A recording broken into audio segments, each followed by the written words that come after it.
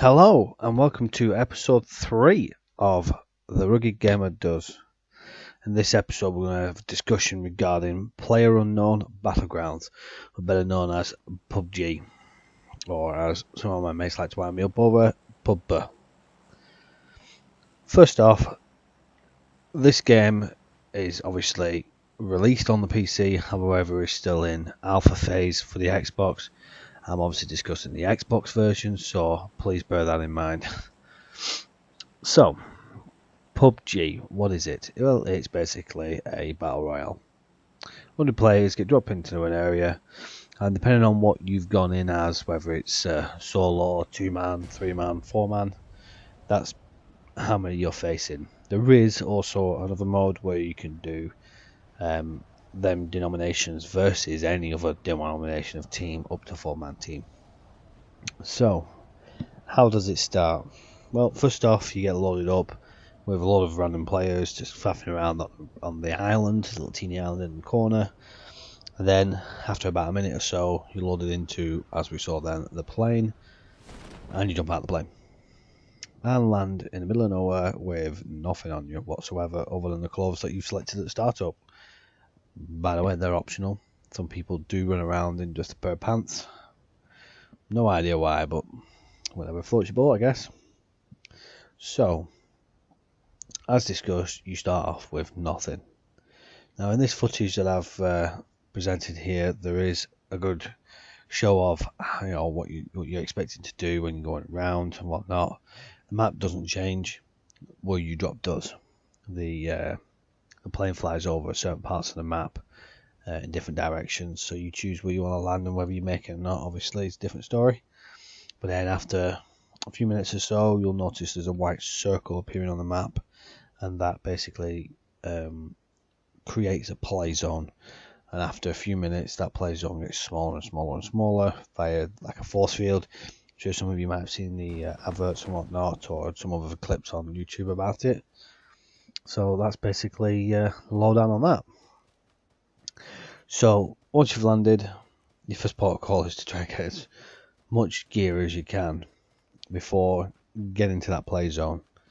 Obviously, bearing in mind where you select may either be other players, or you might be lucky to land on your own. Thankfully, in this clip here, I get to land on my own, find a jeep pretty quick.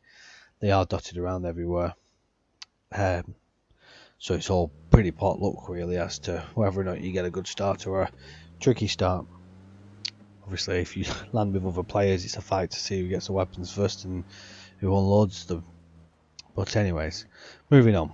So, obviously, once you get yourself into an area, you're looking for what gear you can find. You've got your basic weaponry.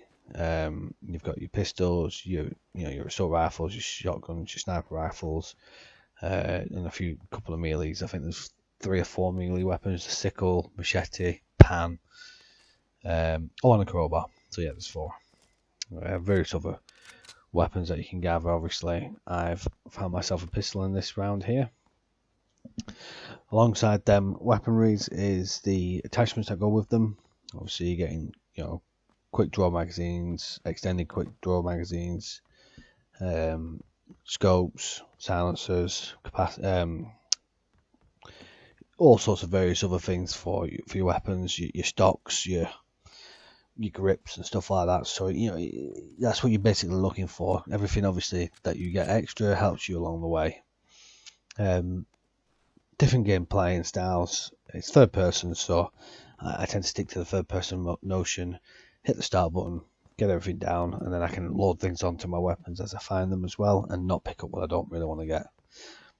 As I mentioned, this is alpha phase, so as you can see in this clip here, this was pre a 4 gig update we've had yesterday.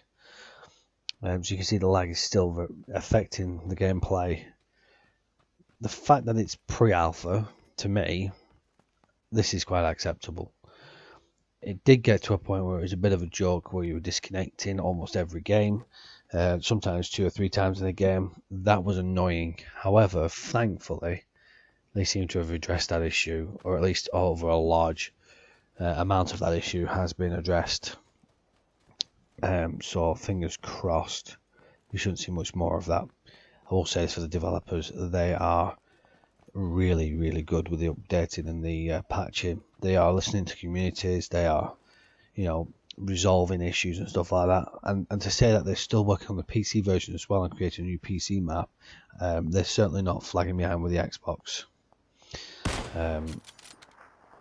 So that's great to see. It's great to see for a game. Obviously, it's not released on Xbox yet, but I think when it does get released, it's going to be a fantastic game. But hopefully they'll bring out the second map that they have on the PC to the Xbox as well, so we'll get to see that before the final release, if not shortly after the release. It was free on the PC as far as I'm aware, so I'm hoping the Xbox will get the same treatment as well, which I'm sure it will do. My personal opinions of the game is that it's great. It's a great, fun game. It's very easy to play. You jump straight in. There's no faffing around. It's exactly how it is. It's raw, and that's a great game. There's no overcomplicating things. As you can see on this clip here currently, that's the blue zone, which is the what sets up the game playing area. That's the only restriction the game has really, which makes this like a battle royale. It makes you force yourselves into a smaller area as you go throughout the map, and ultimately you are on a showdown. The weapons are great. I think the weapons respond quite well. They've all got their own characteristics.